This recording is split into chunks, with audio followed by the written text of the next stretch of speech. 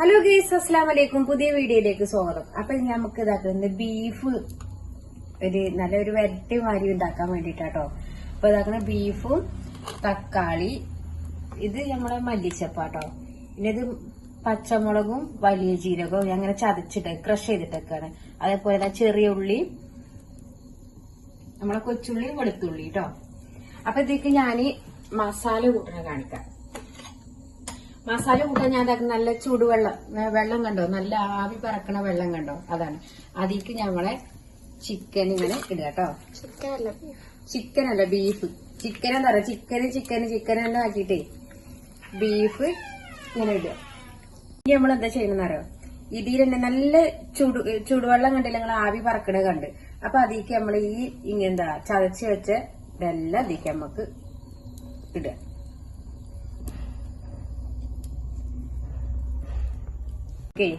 ഇതിങ്ങനെ അടുപ്പിൽ വെക്കാം കേട്ടോ. ഇതൊന്ന് നമുക്കിങ്ങനെ അതായത് ചൂടുവെള്ളല്ലേ ഒഴിച്ചത്, അപ്പൊ ഒരു കയ്യിലെടുത്തുകാണ്ട് ഇങ്ങനെ ഒന്ന് ഇളക്കി കൊടുക്കുക. വെള്ളം നമ്മളിത് വേവിനനുസരിച്ച് വെള്ളം വെക്കണം കേട്ടോ. ബീഫിന്റെ വേവ്, ചില ബീഫിന് ഭയങ്കര വേവായിരിക്കും, ചില ബീഫിന് വേവ് കുറവായിരിക്കും. അപ്പൊ അതിനനുസരിച്ച് വെള്ളം വെക്കണേ. മസാലകള് മല്ലി, മുളക് പൊടി, റെഡ് ചില്ലി, മഞ്ഞപ്പൊടി, പിന്നെ ഇത് ഉലുവ കേട്ടോ, അത് ഇതിലേക്ക് ആഡ് ചെയ്യും. എന്നിട്ട് നല്ലോണം ഇളക്കി കൊടുക്കുക കേട്ടോ.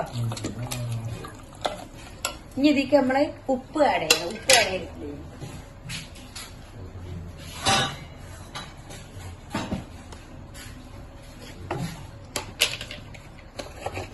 ഉപ്പ് നോക്കട്ടോ. ഉപ്പ് നോക്കിയിട്ട് ഇടുക കേട്ടോ.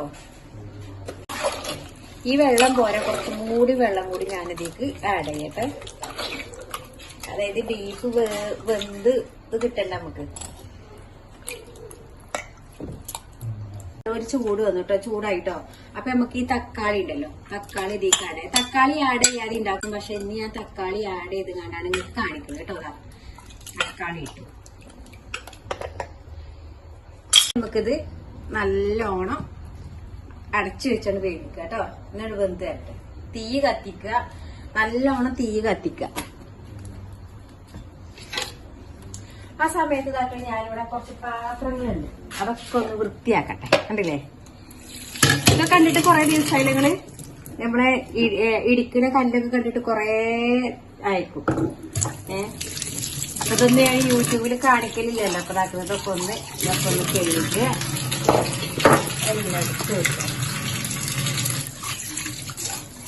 ഇപ്പൊ തന്നെ നമ്മളെ പണികളൊക്കെ അപ്പൊ തന്നെ അങ്ങോട്ട് തീർച്ചട്ടോ.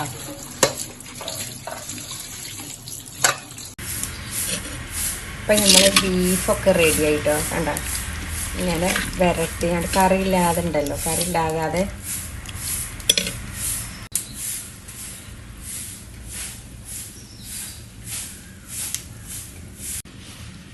അപ്പൊ നമ്മൾ ബീഫൊക്കെ കണ്ടില്ല, നല്ല അടിപൊളിയായിട്ട് ഉഷാറായിട്ടോ. കണ്ടോ, കറിയില്ലാതെ നമ്മൾ വരട്ടിയ പോലെ ഉണ്ടാവില്ലേ, അതുപോലെ ആയിട്ടോ. നല്ല അടിപൊളി ടേസ്റ്റാണ്.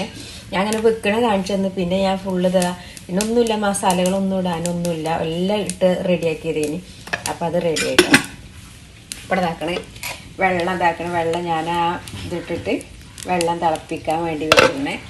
ചോറ് ഇവിടെ ഇങ്ങനെ റെഡി ആയിക്കൊണ്ടിരിക്കുകയാണ്.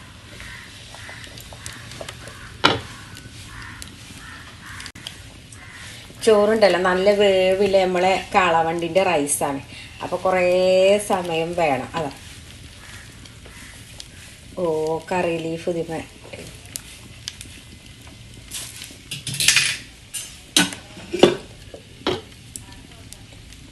ഇതിന്റെ ഇവിടെ ഇങ്ങനെ കറി ലീഫ് വെച്ച് ഞാൻ എടുത്ത് കാട്ട് ഇതാക്കുകയും ചെയ്തു. കുഴപ്പമൊന്നുമില്ല, കഴുകി നല്ല വൃത്തിയാക്കി വെച്ചതാട്ടോ.